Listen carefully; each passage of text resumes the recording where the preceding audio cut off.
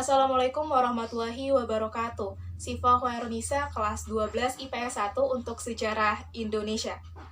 Ketika Indonesia merdeka dan akhirnya terbebas dari belenggu penjajah, saat itulah bangsa kita mulai berupaya untuk mencari dan mengatur sistem pemerintahan atau sistem demokrasi yang mana yang cocok untuk bangsa kita. Dari masa ke masa, dari sejak Indonesia merdeka sampai saat ini, sistem demokrasi di Indonesia pernah beberapa kali berubah. Pertama, dari konstitusi RIS berubah menjadi demokrasi parlementer atau liberal.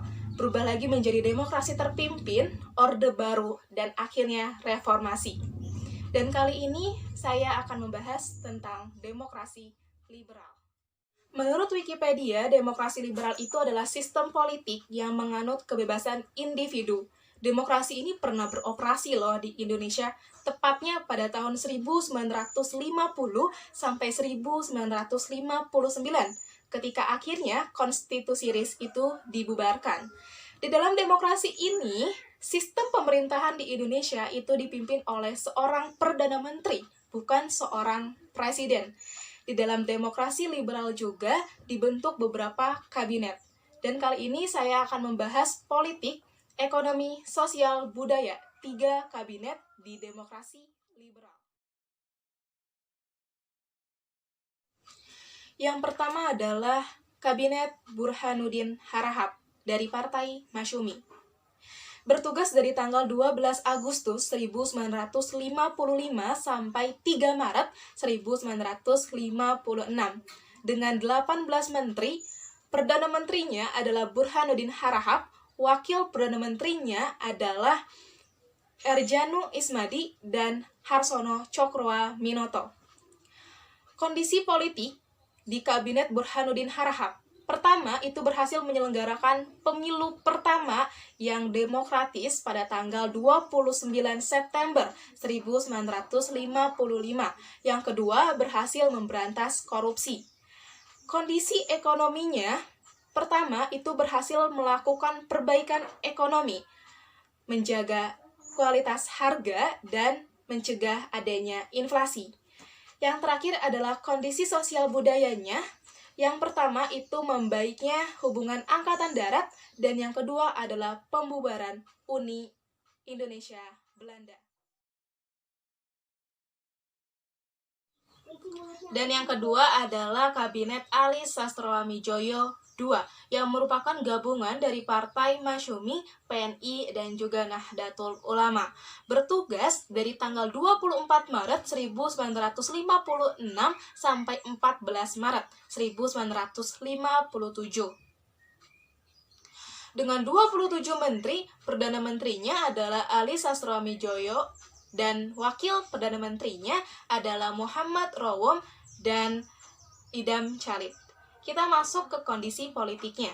Pertama, itu melakukan politik luar negeri yang bebas aktif.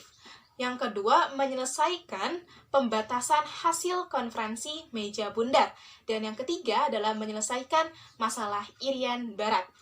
Kita masuk ke ekonominya. Di bidang ekonominya itu terjadi perubahan kepemilikan dari perusahaan Belanda menjadi milik warga Tionghoa. Dan yang terakhir, sosial budayanya, yaitu terjadinya perpecahan atau pergolakan di berbagai daerah karena munculnya atau timbulnya gerakan-gerakan anti-Cina di dalam masyarakat.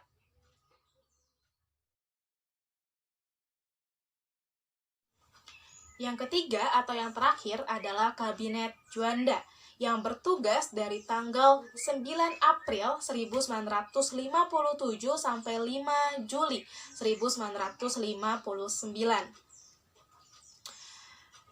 Dengan 23 menteri, Perdana Menterinya itu adalah Juanda Kartawijaya. Wakil Perdana Menterinya adalah Hardi Idam dan J. Leimena.